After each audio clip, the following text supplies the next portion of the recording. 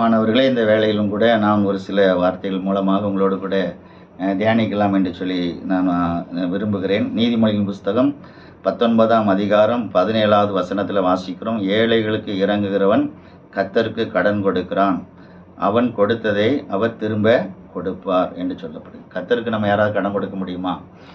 அவர் தான் எல்லாருக்கும் கொடுத்துக்கிட்டே இருக்கிறார், அப்படி தானே? அப்போ அவருக்கே கொடுக்குறவங்க யாரும்? ஏழைகளுக்கு இறங்குகிறவங்க அப்படின்னு சொல்கிறார். ஏன்னா ஏழைகளை போஷிக்கிறது யாருடைய கடமை? தேவனுடைய கடமை. அவர் மனுஷனை என்ன செய்ய முடியாது, கொடுக்க முடியாது. அதுக்கு ஒரு பாத்திரத்தை தேடுவார், அது ஒரு மனுஷனை தேடுகிறார். அது நீங்களாக இருக்கிறீங்க, அது நானாக இருக்கிறேன். அந்த காரியத்தை நம்ம மூலமாக செயல்படும் போது கர்த்தர் என்னுடைய பணியை செய்கிறான் என்று சொல்லி நினைத்து அதுக்குண்டான பலனை 100 மடங்காக நமக்கு என்ன செய்வார்? திருப்பி தருவார். என்னுடைய நாமத்தின் நிமித்தம் எதை இழந்து போனாலும் நீங்கள் அதை 100 பெற்றுக்கொள்வீர்கள் என்று சொல்லி வேத வசனம் சொல்லுகிறதே நம்ம என்ன செய்கிறோம், பார்க்கிறோம். அந்த சிறியில் ஒருவனுக்கு எதை செய்தீர்களோ அது எனக்கே செய்தீர்கள். அப்போ ஆசீர்வதிக்கப்படணும்னா முதல்ல என்ன செய்யணும்? ஏழைகளுக்கு இறங்கணும். யாரையும் அற்பமாக என்ன செய்யக்கூடாது, நினைக்கக்கூடாது. ஆமாம், தேவ சமூகத்தில் இருக்கிறத மறைக்காமல் என்ன செய்யணும்? ஒப்பு கொடுத்து ஜெபிக்கணும். நான் ஏழ்மையாக இருக்கேன் அப்படின்னு சொல்லி என்ன செய்யணும்? ஒப்பு கொடுத்து ஜெபிக்கணும். கர்த்தர் வனாந்தரத்தில் சுவிசேஷத்தை அறிவிச்சிட்டு இவங்களுக்கெல்லாம் சாப்பாடு கொடுங்கன்னு சொல்லும்போது அங்கே என்ன செய்யல, சாப்பாடு கொடுக்கறதுக்கு உள்ள ஆதாரம் என்ன செய்யல, இல்லை. வனாந்தரத்தில் இருக்கிறாங்க. சீஷரில் பார்த்து இவங்களுக்கு ஆகாரம் கொடுங்கன்னு சொல்கிறாரு.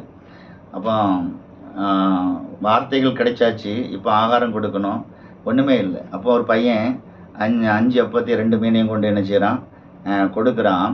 கர்த்தர் அதை ஆசீர்வதித்து திரும்ப என்ன செய்கிறாரு, அந்த மக்களுக்கு கொடுக்குறாரு. அது எல்லாருக்கும் பிளெஸ்ஸிங்காக எல்லாம் 5000 பேருக்கு மேலே சாப்பிட்டாங்க.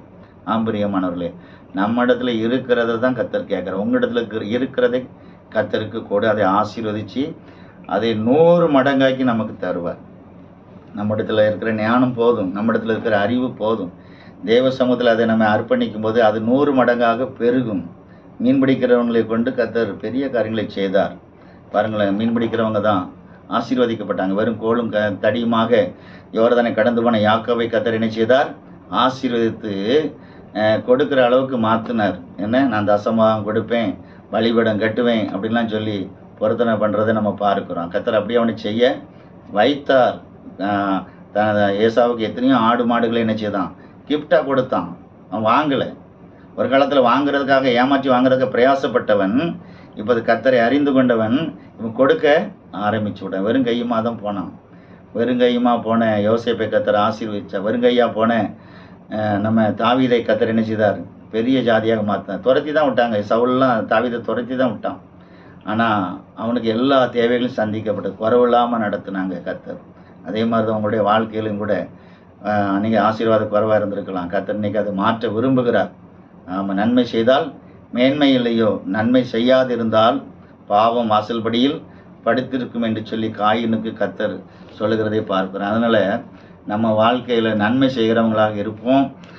கர்த்தர் நம்மை 100 மடங்காக ஆசீர்வதிக்க விரும்புகிற அந்த வார்த்தைகளை கேட்கிற பிள்ளைகள் நிச்சயம் ஆசீர்வதிக்கப்படுவார்கள். உங்களை நான் ஆசீர்வதித்து ஜெபிக்கிறேன். ஸ்தோத்தரிக்கிறோம் ஆண்டவரே. இந்த வறுமையில், கஷ்டத்தில், வேதனையில், துன்பத்தில் இருக்கிற பிள்ளைகளுக்காக நான் ஜெபிக்கிறேன்.